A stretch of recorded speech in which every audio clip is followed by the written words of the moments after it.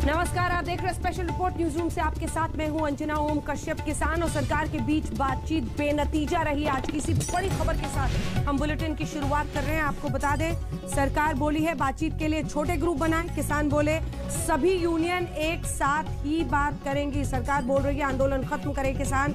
किसान बोल रहे हैं कि आंदोलन जारी रहेगा। बैठक के बाद कृषि मंत्री नरेंद्र तोमर का बड़ा बयान। उन्होंने कहा है कि बातचीत में कोई दिक्कत नहीं है, अभी तक की बातचीत सकारात्मक रही है, परसों फिर मिलने वाले हैं। इस बीच किसानों से कहा गया है कि वो तीनों ही बिल में जो भी बिंदु ऐसे हैं जिन पर उन्हें ऐतराज है, उन सबको लिस्ट करके लाएं, जिस पर सरकार उनसे परसों बात करेगी।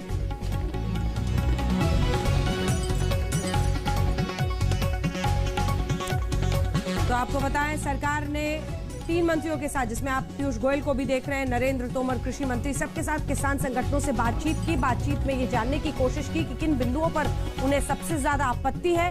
और इन सब के बीच आज की बातचीत बेनतीजा रही है, लेकिन परसों फिर होने वाला है।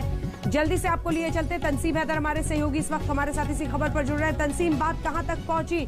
आज की बात तो बेनतीजा ही दिखती है, क्योंकि जो किसान बाहर आए, किसान संगठन से जुड़े हुए लोग, वो तो कह रहे थे कि अभी अपने इस आंदोलन को और विस्तार करेंगे इसका। जी, जाहिर है अंजना, ये जो अभी मैं जहां मौजूद हूं, ये टीकरी बॉर्डर है। यहाँ मेरे पीछे करीब 6-7 किलोमीटर तक का एक लंबा किसानों का पूरा जमावड़ा है यहाँ पे।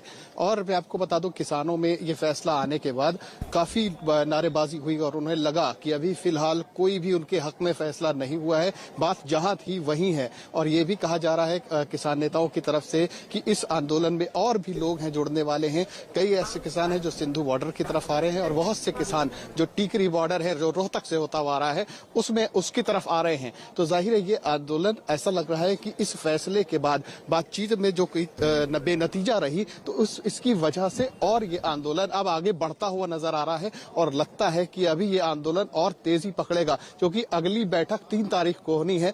लिहाजा अभी उनमें करीब 48 घंटे का वक्त बाकी है। तो ऐसे में ये कहा जा सकता है कि ये आंदोलन को अभी 48 घंटे तक और आगे और लंबा देखने को मिलेगा।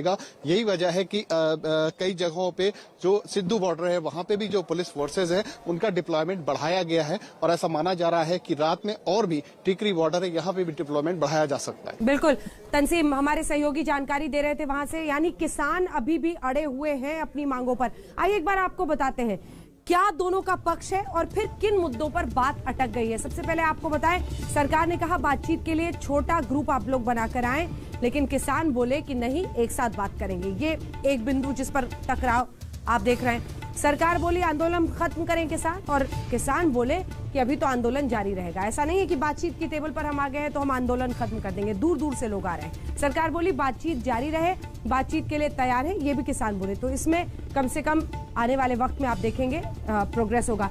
इधर कृषि कानून पर किसानों का पक्ष मंत्रियों ने सुना है। क्या क्या हुआ है बैठक में, ये हम आपको बता रहे हैं। जो भी उनका पक्ष था वो मंत्रियों ने सुना। सरकार की तरफ से प्रेजेंटेशन दिया गया उनको बताया गया कि वो क्या सोच रही है सरकार, क्या उनकी स्ट्रैटेजी है, किस तरह से वो बिल को इम्प्लीमेंट करना चाहते हैं। एमएसपी पर, न्यूनतम समर्थन मूल्य पर, एमएसपी पर, एपीएमसी पर, दोनों पर ही समझाने के लिए प्रेजेंटेशन किए गए। न्यूनतम समर्थन मूल्य और ये जो मंडी सिस्टम है, उसी को लेकर सबसे ज्यादा विरोध है किसानों का। सरकार ने दिया कमेटी बनाने का प्रस्ताव, लेकिन इस पर किसान बहुत खुश नहीं थे। कमेटी में किसान विशेषज्ञ सरकारी प्रतिनिधि का प्रस्ताव सरकार ने अपनी तरफ से दिया है। कमेटी बनाने का प्रस्ताव किसानों ने ठुकरा दिया।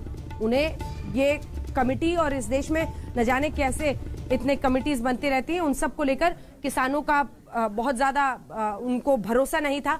इस बीच कृषि मंत्री से हमारे ने क्या कुछ कहा है इस पूरे मुद्दे पर, जल्दी से आपको सुनाते हैं। बैठक के बाद वो बाहर आए, उन्होंने कहा बेनतीजा जरूर है लेकिन बातचीत बढ़ रही है। सुनिए। आज बहुत अच्छे वातावरण में चर्चा हुई और ये तय हुआ कि अब शेष चर्चा परसों होगी दोपहर में 12 बजे।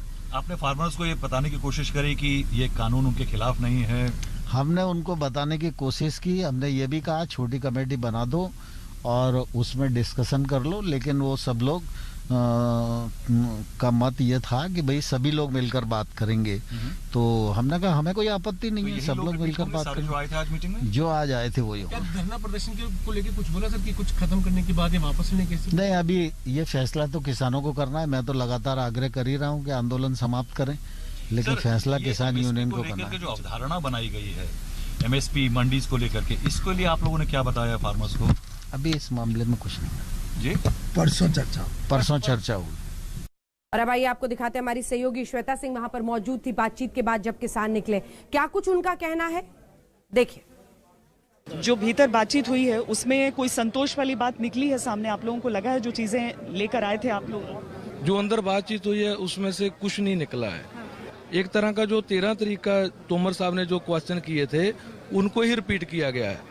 ज़्यादा टाइम उन्हीं क्वेश्चनों पे लग गया है कि आप कमेटी बना लो 5 मेंबरी, इतने मेंबर से बातचीत करना मुश्किल है। क्या ये संभव है कि आप लोग 5 लोग सिर्फ ऐसे कह पाए जो रिप्रेजेंट करें? मैम, जितना बड़ा अवाम, सारा पंजाब का किसान सड़कों पे बैठा है, कोई भी 5 मेंबर इनकी जिम्मेवारी नहीं ले सकते हैं। सिर फोड़ देगा अवाम, किसान उसका जो 5 नेता होंगे जो भी वो फैसला ले लेंगे।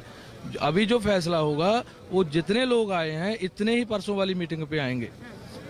जो आज भी हुआ, 5 लोग आगे थे वो बात कर रहे थे, ऐसे ही चलेगा। आप लोगों की बात सुनी गई पूरी, या आपको लग रहा है जो सवाल आपके थे वो नहीं सुने गए? नहीं, बात तो सुनी गई है पर उसका कोई हल नहीं दिखा। हाँ, क्वेश्चन तो कर दिए है ना, कोई आंसर नहीं मिला है। एमएसपी को लेकर कुछ बात बनी? कोई एमएसपी का आज कोई बात नहीं हुई है। अब जब दोबारा बातचीत होगी यहाँ पर 3 तारीख को, तो आप ही लोग रहेंगे उसमें? हाँ, आप जितने आज आए हैं इतने ही रहेंगे। और कल को हमारी जथेबंदियों की मीटिंग होगी, परसों वाली मीटिंग का निर्णय कल से लिया जाएगा। आएंगे जरूर परसों। जो आज बताया गया है उन सारी चीजों पर आप मीटिंग अब लेंगे आपस में बैठ के सब? हाँ, कल को हमारी जथेबंदियों की मीटिंग होगी आपस में। आगे बढ़ रहे हैं आप लोग या वहीं पर रहेंगे जहाँ पर? उम्मीद है परसों से आगे बढ़ जाएंगे। आज तक तो जहाँ थे वहीं रुके हुए। ये सब यहाँ से बाहर निकलने के बाद सबने यही कहा है कि आज तो कोई नतीजा नहीं निकला, लेकिन इसकी सीधे तौर पर अगर दूसरा पहलू इसका देखिए तो उन सभी प्रमुख बिंदुओं पर बात हो गई है और कहा गया है कि ये सारी उन सबको लिस्ट आउट कर लिया गया है एक तरह से। कल इन सब की बैठक है इसके बाद, और कल उस बैठक के बाद जाकर परसों दोबारा उस मामले पर आगे बढ़ना है। जिस तरह की समस्याएं हैं वो एक झटके में सुलझने वाली थी नहीं, एक झटके में वो सुलझने वाली नहीं थी। और इसीलिए आज जब सब यहाँ पर मौजूद थे, हालांकि बहुत उम्मीदों के साथ आए थे, बहुत सारी उम्मीदों के साथ आए थे, लेकिन उसके बावजूद सबको यह मालूम था कि मुमकिन है कि एक दिन में इसमें से कोई नतीजा न निकले। अब एक एक करके सब निकल रहे हैं यहाँ से। अब यहाँ से सारे अब उसी जगह की ओर जा रहे हैं। हमने जब उनसे ये पूछा कि क्या आप आगे की तरफ निकलेंगे, क्या जो आंदोलन है वो दिल्ली की ओर आगे बढ़ेगा, जो जंतर मंतर की बात वो कर रहे थे, उन्होंने कहा नहीं, पहले हम सब बैठकर चर्चा करेंगे। एक चीज जिसे लेकर उन्हें मुश्किल नजर आ रही है, 4-5 लोगों का जो प्रतिनिधिमंडल बनाने की बात हो रही है जिसके जरिए आगे की सारी बातचीत होगी, उसके लिए वो तैयार नहीं हो पा रहे हैं, क्योंकि वो कह रहे हैं कि अधिकतर जो है वो आम किसान है और उनके सबके अपने ऐसे मुद्दे हैं जो सिर्फ 5 लोग मिलकर समूचे देश के किसानों का प्रतिनिधित्व नहीं कर सकते। तो इन चीजों को कल डिस्कस किया जाएगा वहां पर, कल वहां पर सारी चर्चा होगी और उसके बाद जब 3 तारीख को यह बैठक होगी तो मुमकिन है कि उसमें से कुछ आगे बात बढ़े। ये तो किसान आज बातचीत के बाद जो तस्वीर है वो यही है कि बेनतीजा निकली। अब हम आपको दिखाते हैं पंजाब में म्यूजिक इंडस्ट्री, वहां के जो गायक हैं उनका अच्छा खासा काम चलता है, लेकिन लॉकडाउन की वजह से वो सब पर एक तरह से ताला लग गया था। इस बीच किसानों के मुद्दे के जरिए वो यूट्यूब पर खूब गाने डाल रहे हैं और खूब लाइक्स भी मिल रहे हैं।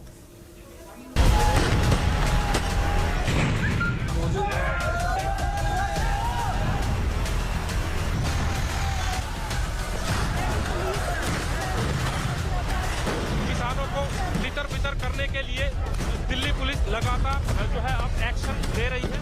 देखते हैं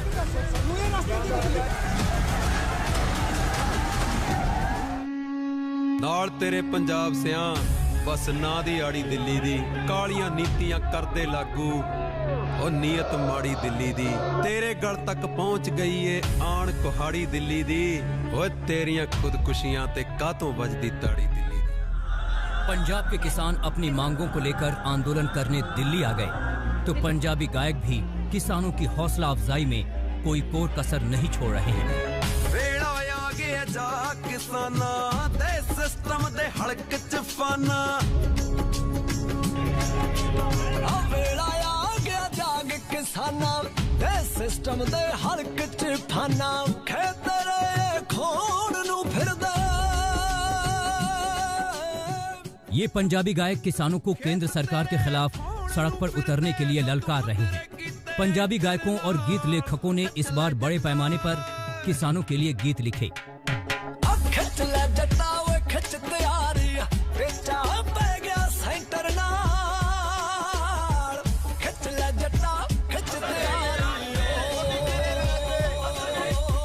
कभी खालिस्तान और गन कल्चर का महिमा मंडन करने वाले गीतकारों ने किसानों को प्रेरित करने वाले गीत लिखे और दिल्ली मार्च के लिए उनका हौसला बढ़ाया।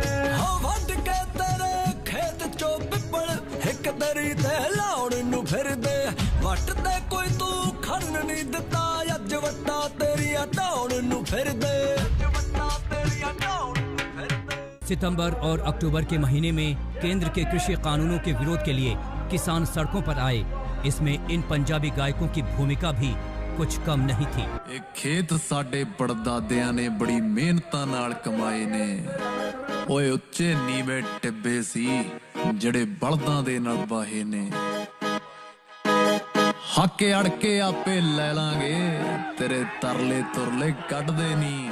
ओए जमीन जट्टां दी है ते जट छड़ दे नी, जट छड़ दे नी। लॉकडाउन के दौरान पंजाब का संगीत उद्योग औंधे मुंह गिरा हुआ था, लेकिन किसान आंदोलन ने उसे नई जिंदगी दे दी। किसानों के लिए इन गानों में कहीं जमीन खोने का डर दिखाया जा रहा है तो कहीं दिल्ली को चुनौती दी जा रही है कि या तो काला कानून वापस लें या फिर बंदूक का सामना करें। तमाम पंजाबी गायकों और फिल्म निर्माताओं ने किसानों को अपना समर्थन दिया है।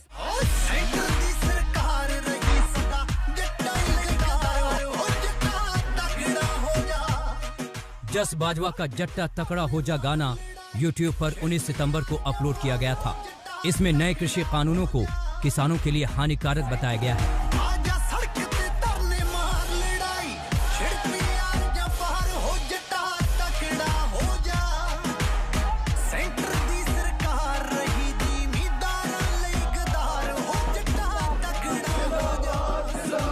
इस गाने को YouTube पर 39 लाख से ज्यादा लोग देख चुके हैं।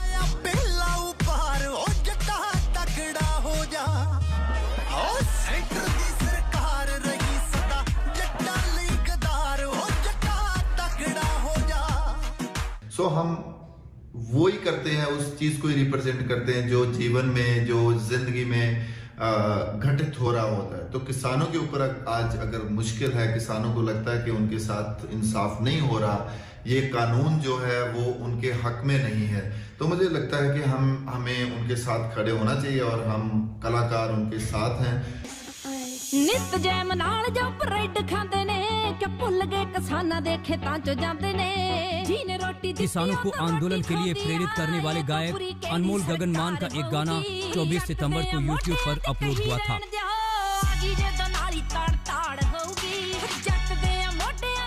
अब तक इसको 4.25 लाख से ज्यादा व्यूज मिल चुके हैं। सरकार सानू तंग कर रही है, जो साडा नाज है बच्चों का कमाया थप्पां दे सिर लतड़ के वो साडा मंडियां फड़ां ते रोल रहा है।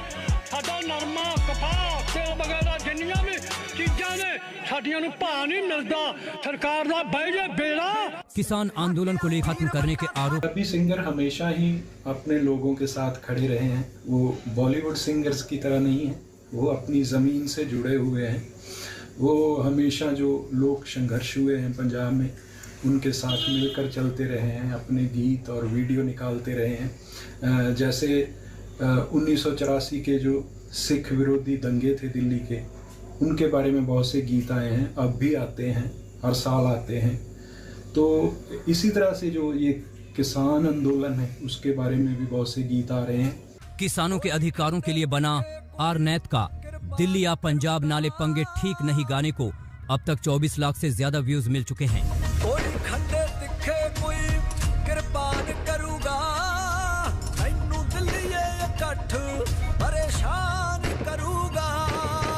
तेरा फायदे नालों ज्यादा नुकसान करूगा, पर फसलों दे फैसले किसान करूगा। पंजाबी गायक कंवर ग्रेवाल के 2 गाने इन दिनों YouTube पर धूम मचा रहे हैं।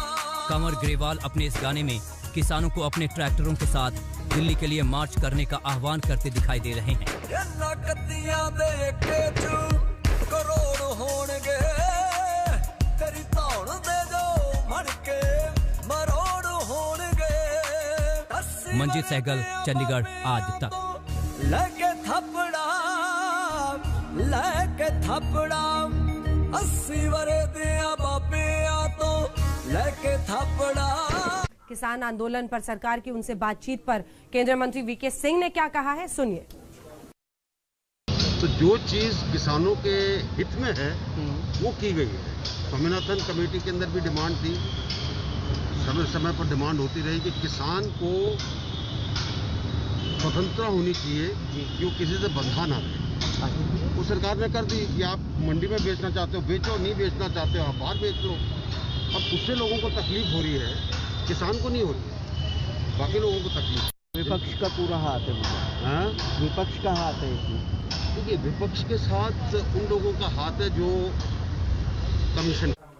दिल्ली में जगह जगह पर किसान आंदोलन कर रहे हैं। बॉर्डर पर आपने देखा वो कैसे डटे हुए हैं और जगह जगह से उन्हें समर्थन भी मिल रहा है। अब हरियाणा की जो खाप पंचायतें हैं वो भी साथ देने के लिए बाकायदा तैयारी हो रही है कि वो भी पहुंचेंगे किसानों के समर्थन में।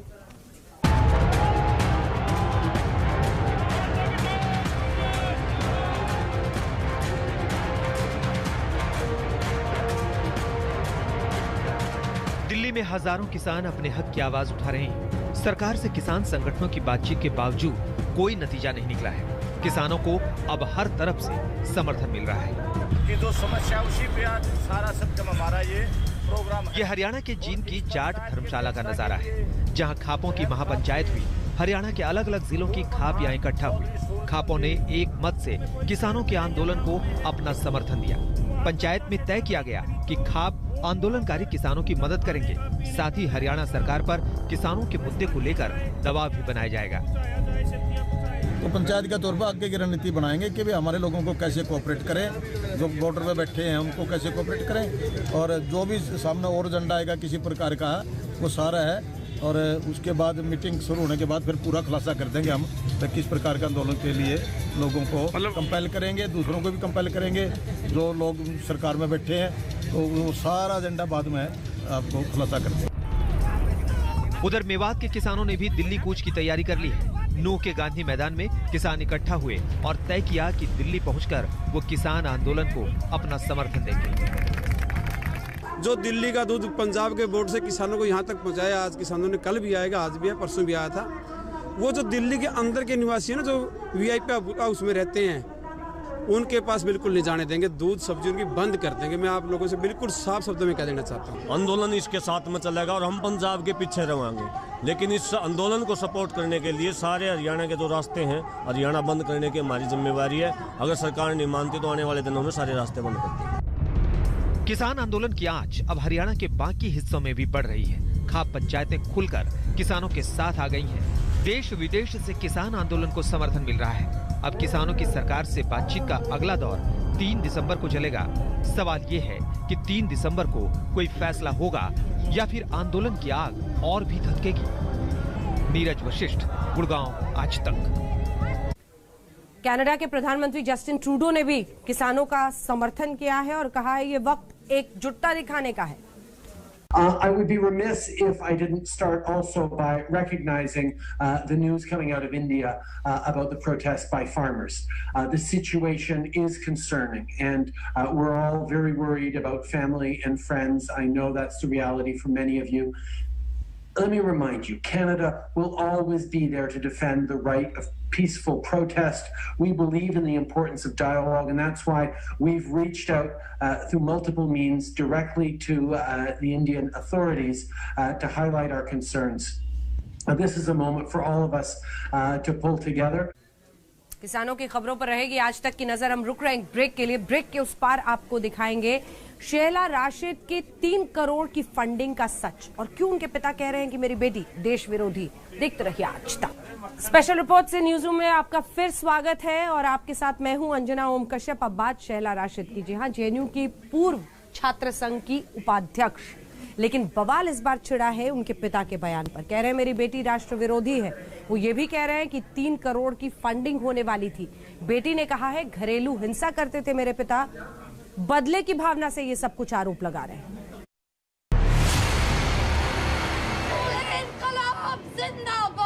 जिंदाबाद जिंदाबाद, आरएसएस की कब्र खुदेगी जेएनयू की धरती पे। हम लोगों पर मीडिया ट्रायल चलाने की, हम लोगों के लिंक्स बताने की, लश्कर-ए-तैयबा और जैश-ए-मोहम्मद के टेररिस्ट बताने की। कि गवर्नमेंट जो है वो डेली बेसिस पे झूठ बोल रही है। जो अफजल की बात करेगा वो अफजल की मौत मरेगा, यानी आप जस्टिस एपी शाह को भी मारेंगे। Felt pain, a little pain as a Muslim. इस चेहरे को देश की सियासत से ताल्लुक रखने वाला हर शख्स जानता है। जी हां, जेएनयू छात्र संघ की पूर्व नेता शेहला राशिद। अपने तेज तर्रार भाषणों और विवादित बयानों के चलते शेहला अक्सर सुर्खियों में छाई रहती है। जेएनयू में कन्हैया कुमार से लेकर उमर खालिद तक टुकड़े टुकड़े गैंग से शेहला राशिद का नाम जुड़ा है। लेकिन अब शेहला राशिद पर बेहद सनसनीखेज खुलासा हुआ है, और खुलासा किसी और ने नहीं बल्कि उनके अपने पिता ने किया है। जी हां, शेहला राशिद के पिता अब्दुल राशिद शोरा ने अपनी ही बेटी पर टेरर फंडिंग में लिप्त होने के गंभीर आरोप लगाए हैं। शेहला के पिता ने अपनी बेटी को एंटी नेशनल यानी राष्ट्र विरोधी बता दिया है। ये जो दो लोग हैं जो जम्मू कश्मीर पीपल्स मूवमेंट के साथ जुड़े हुए हैं, रशीद इंजीनियर और फिरोज वटाली, मैंने उसका रेफरेंस इस तरह दे दिया है कि वो दोनों जिन्होंने ये पार्टी की फॉर्मेशन की है, फिरोज पीरजादा बाहर है जिन्होंने पार्टी की कमान संभाली है, वो दो अगर नेशनल एनआईए की कस्टडी में है, किस चार्जेस के अंडर वो कस्टडी में है। मैंने यही कहा है इन्वेस्टिगेटिंग एजेंसीज को, क्योंकि मेरी बेटी भी उसी ऑर्गेनाइजेशन से जुड़ी हुई है, इसकी जांच की जाए। मैंने क्या गलत कहा है? तो आप कह रहे कि उनको भी फंडिंग आती थी शेहला रशीद? नहीं, अगर ज़हूर वटाली और रशीद इंजीनियर टेरर फंडिंग के केस में बंद हैं तो नेचुरली अगर ये उनकी पार्टी में है तो बात सीधी है, इसका भी उसमें इन्वॉल्वमेंट पता लगाना है क्या है। क्या शेहला राष्ट्र विरोधी गतिविधियों में शामिल है? क्या शेहला को 3 करोड़ की फंडिंग की गई? शेहला को 3 करोड़ रुपए किस लिए दिए गए? शेहला के पिता ने आरोप लगाया कि उनकी बेटी शेहला कश्मीर में हुर्रियत जैसी नई पार्टी खड़ी करना चाहती थी। उसका इरादा कश्मीर में युवाओं को बरगलाकर अलगाववाद के साथ जोड़ने का था।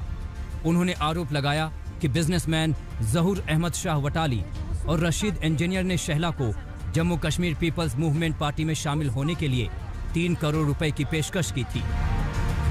हम आपको बता दें कि इंजीनियर रशीद और ज़हूर वटाली टेरर फंडिंग मामले में पहले ही गिरफ्तार हो चुके हैं। शेहला के पिता बोले उसके अकाउंट की जांच हो। शेहला बेरोजगार है तो फिर उसके पास पैसे कहां से आए? ज़हूर वटाली और रशीद इंजीनियर का सच क्या है? इन्होंने रिसेंटली मेरे ऊपर एक केस किया है। 3rd एडिशनल मुंसिफ की कोर्ट में इनका केस पड़ा हुआ है जो सब जुडिस है अभी भी मैटर। उसमें ये कह रहे हैं कि शेहला क्लेम कर रही कि मैं अनएम्प्लॉयड हूँ। ठीक है जी, इसकी बहन अनएम्प्लॉयड है।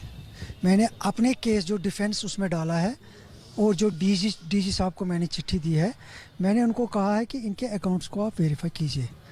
अगर उसमें इस तरह का मनी फ्लो हो रहा है जो कि एक अनएम्प्लॉयड यूथ के अकाउंट में नहीं होना चाहिए था, तो उसकी इन्वेस्टिगेशन कीजिए। सिंपल सी बात है।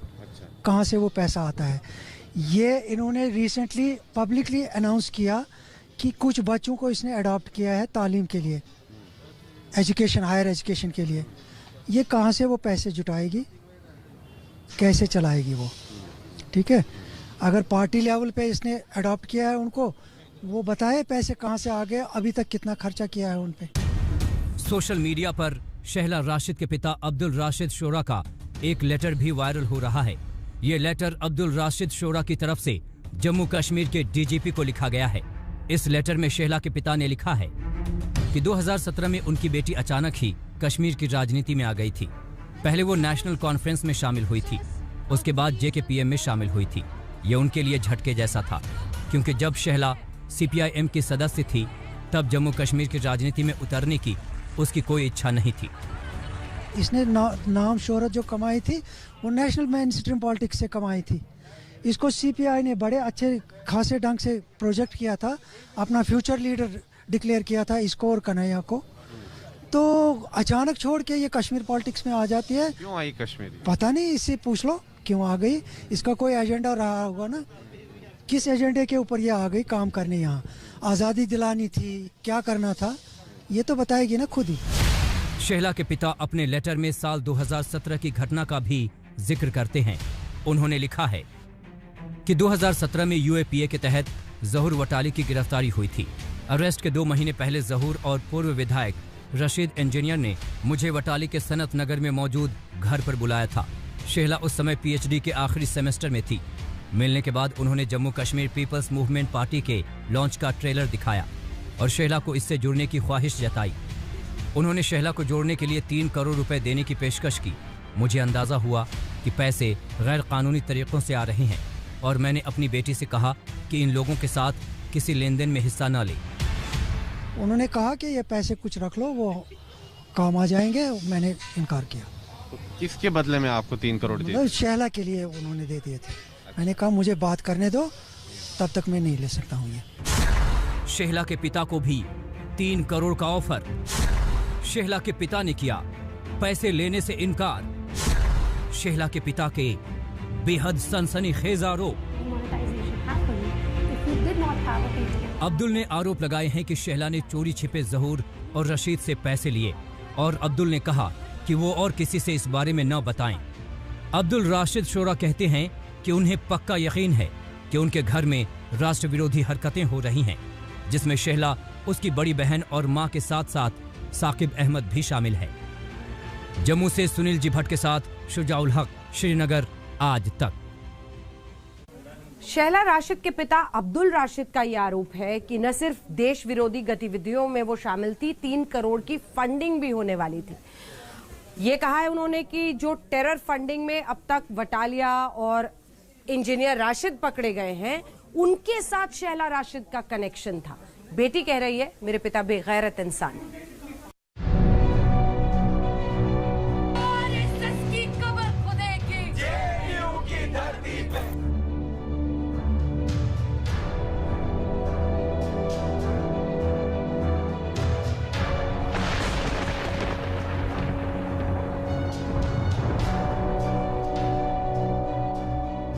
जम्मू कश्मीर से लेकर दिल्ली तक इस वक्त शहला राशिद के नाम की चर्चा हो रही है, क्योंकि शहला राशिद पर आरोप बेहद संगीन है और शहला को किसी और नहीं बल्कि उसके सगे पिता ने कटघरे में खड़ा कर दिया है।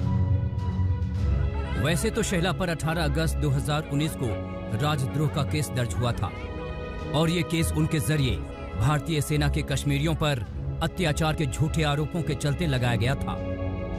लेकिन अब शहला को खुद उनके पिता राष्ट्र विरोधी करार दे रहे हैं।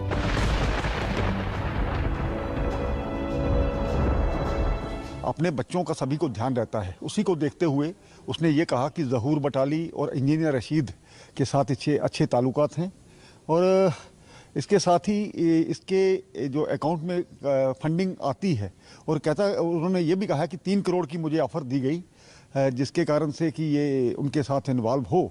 तो कुल मिलाकर के आज जो जम्मू कश्मीर में मिलिटेंसी की कमर तोड़ी गई है, उसी का ये परिणाम है कि पता है कि इस प्रकार के लोगों को छोड़ा नहीं जाएगा। उन्होंने अपनी सारी दास्तान जो बयान की है उससे ये साफ जाहिर होता है कि वो नहीं चाहते कि मेरे बच्चे इसमें इन्वॉल्व हों। शहला के पिता ये भी दावा कर रहे हैं कि शहला को फंडिंग हो रही है। उसका सबूत ये है कि वो खुद को बेरोजगार बताती हैं, जबकि उसके अकाउंट में पैसे रहते हैं। ऐसे में उसके अकाउंट की जांच भी होनी चाहिए कि जिनके जरिए शहला को फंडिंग की बात हो रही है उनमें जहूर वटाली और इंजीनियर रशीद का नाम आ रहा है। जहूर वटाली नेशनल कॉन्फ्रेंस के नेता हैं, इंजीनियर रशीद अपनी पार्टी चलाते हैं, लेकिन दोनों ही टेरर फंडिंग के मामले में गिरफ्तार हो चुके हैं। आज जब शहला रशीद के पिता ने ये सारा काला चिट्ठा इनका उजागर किया है तो सारी दुनिया के सामने सच सामने आया है। कश्मीर घाटी को हमेशा से ही अलगाववादियों ने, आतंकवादियों ने, टुकड़े टुकड़े गैंग के नेताओं ने और पाकिस्तान के समर्थक कुछ राजनीतिक दलों के नेताओं ने कश्मीर को लहूलुहान किया है। आज इनकी काली करतूतें, काले कारनामे सारी दुनिया के सामने हैं। हमारी पार्टी की बेटी शैला रशीद के लिए Shaila Jammu Kashmir people's movement party से जुड़ी हैं। अब सवाल इस पार्टी पर भी खड़े हो रहे हैं क्योंकि ये पार्टी देश विरोधी गतिविधियों में शामिल है। हम आपको बता दें कि इस पार्टी को IAS टॉपर रहे शाह फैसल ने शुरू किया था। हालांकि शाह अब राजनीति से दूर हो चुके हैं और उनका IAS से इस्तीफा केंद्र सरकार के पास पेंडिंग पड़ा है। शैला के पिता ने Jammu Kashmir people's movement party के नेता फिरोज पीरजादा का नाम भी लिया है। अब पीरजादा भी अपनी सफाई पेश कर रहे हैं। मैं शैला रशीद के वालिद साहब को आज तक ज़िंदगी में ना मिला हूं और ना मैंने उनकी शक्ल आज तक देखी है, ना मैंने उनको सुना है। और सेम मिस्टर ये जो वटाली साहब है, वो क्या उम्र है, कितने साल के हैं, मुझे कुछ पता नहीं है। मैं आज तक उनको मिला नहीं हूं, मैं उनको बिल्कुल नहीं जानता हूं। और मैं जम्मू कश्मीर पीपल्स मूवमेंट में आया हूं only because of doctor Shah Faisal की वजह से। अगर उनकी एक नेम टेग की खातिर मैं आया हूं और उनका जो एक IAS ऑफिसर का जो वो टैग था, उसको उस गुडविल की वजह से मैं इस पार्टी में आया हूं। और ये मिस्टर शोरा को ये भी पता नहीं है कि मैंने सियासत और ख़ास तौर पर जम्मू कश्मीर पीपल्स मूवमेंट के एज अ प्रेसिडेंट मैंने इस्तीफा लास्ट महीने दे दिया। शैला के पिता ने बेटी पर देश विरोधी गतिविधियों में शामिल होने के संगीन आरोप लगाए तो छात्र संगठन ABVP ने भी उन्हें घेर लिया। उस पिताजी को सलाम करता हूं और उनको धन्यवाद देना चाहता हूं कि जिस तरीके से अपना पर्सनल हित को छोड़ के देश हित के लिए उन्होंने ये बात बोली है।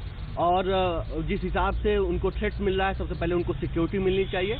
और साथ ही साथ मैं ये बताना चाहूँगा, ये ऐसा गैंग ही है, ये कोई नई बात नहीं है। मैं जब यूनियन में उनके साथ काम करता था तो ऐसे ऑफर मुझे भी दिए गए थे कि आपको एक अच्छा अमाउंट मिलेगा, एक अच्छा फंड मिलेगा, बस आपको क्या करना है, डेमोक्रेसी का नाम लेके, जेंडर जस्टिस का नाम लेके, इक्वलिटी का नाम लेके, आपको केवल ऐसे मुद्दे उठाने के बाद फिर देश के खिलाफ। शैला के पिता चीख चीख कर कह रहे हैं कि उनके घर से देश विरोधी गतिविधियां चल रही हैं, लेकिन इस पूरे मामले में शैला ने भी अपनी सफाई दी है। शैला ने बताया कि उनके पिता उनकी मां बहन के साथ हिंसा करते हैं और इससे बचने के लिए ये पैंतरे आजमा रहे हैं। शैला राशिद ने एक ट्वीट भी किया है। आप में से बहुत से लोगों ने मेरे जैविक पिता का वो वीडियो देखा होगा जिसमें वो मेरे और मेरी मम्मी और बहन के खिलाफ बेबुनियादी आरोप लगा रहे हैं। बहुत संक्षेप और स्पष्ट रखते हुए मैं कहूँगी कि वो अपनी पत्नी को पीटने वाले पदभ्रष्ट इंसान हैं। हमने जब उनके खिलाफ एक्शन लेने का फैसला लिया तो उसी के जवाब में ये स्टंट है। जबकि शैला के पिता अब्दुल राशिद शोरा ये भी कहते हैं कि जब से शैला JNU से लौटकर आई है, उनके घर में अशांति फैल गई है। हमारा कोई डोमेस्टिक वायलेंस वाला केस नहीं हुआ है, ना कोई घर में अशांति वाला। जब से ये आ गई है ना JNU से, तब से हमारे घर में अशांति फैल गई। शैला ने 2005 का मोहल्ला कमेटी का एक लेटर भी शेयर किया है जो अब्दुल राशिद शोरा के नाम था। इस लेटर में अब्दुल राशिद शोरा से आग्रह किया गया था कि वो घर में हिंसा न करें। शैला ने कहा क्योंकि कोर्ट ने उन्हें घर में घुसने से रोक दिया था, ऐसे में पूरे केस को रास्ते से भटकाने के लिए वो इस तरह के पैंतरे आजमा रहे हैं। मुझे इनके ऑर्डर को स्टे किया है, समझ गए ना, और मुझे घर में रेस्टोर किया है। कोर्ट में हर एक जा सकता है और हर एक के लिए रेमेडी होती है वहाँ। मैंने भी कोर्ट से रेमेडी ले ली है, तो वो ये बातें आपको नहीं बता रही है। शैला ने कोर्ट का आदेश भी शेयर किया है और कहा है कि मेरे पिता ने कभी सपने में भी नहीं सोचा था कि हम उनके खिलाफ बोलेंगे या कोई कार्रवाई करेंगे। शैला ने एक लाइन ये भी लिखी है कि ये राजनीतिक मुद्दा नहीं है। सुनील जी भट्ट, जम्मू आज तक। रुक रहे इसी के साथ एक ब्रेक के लिए। ब्रेक के उस पार कांग्रेस के बाद अब शिवसेना में गई उर्मिला मातोंडकर। देखते रहिए आज तक। पहले कांग्रेस पार्टी में थी, चुनाव भी लड़ी, हार गई। अब उद्धव ठाकरे के काम की प्रशंसा करते हुए, बाला साहब ठाकरे का आशीर्वाद लेते हुए उर्मिला मातोंडकर पहुंच गई हैं शिवसेना। बॉलीवुड अभिनेत्री और पूर्व कांग्रेस नेता उर्मिला मातोंडकर आज शिवसेना में शामिल हो गई। उर्मिला ने महाराष्ट्र के मुख्यमंत्री उद्धव ठाकरे के आवास मातोश्री में पार्टी के कई नेताओं की मौजूदगी में शिवसेना की सदस्यता ली। इस दौरान उद्धव ठाकरे की पत्नी रश्मि ने उर्मिला की कलाई पर भगवा रंग का रक्षा सूत्र बांधा। पार्टी की सदस्यता लेने के बाद 46 वर्षीय उर्मिला मातोंडकर ने शिवसेना के संस्थापक दिवंगत बाला साहब ठाकरे की तस्वीर को नमन किया। कि जहां पर दुनिया भर से और देश भर से लोग आते जाते रहते हैं, बहुत मुश्किल था कोविड जैसी समस्या से जूझना। और ऐसे समय में कोविड जैसी समस्या से ही नहीं बल्कि जो नैसर्गिक आपत्तियां आई हैं महाराष्ट्र प्रदेश पर, वो बहुत बड़े पैमाने पर आई है। कुछ ज्यादा ही आपत्तियों से भरा हुआ ये वर्ष।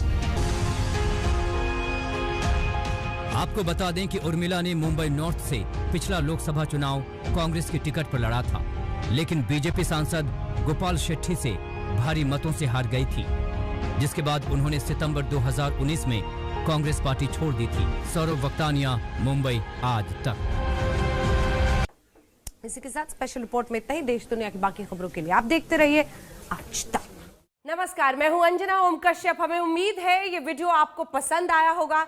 लेटेस्ट खबरों के लिए यूं ही देखते रहिए आज तक, और इस वीडियो के पसंद आने पर लाइक, शेयर एंड सब्सक्राइब करना ना भूलें।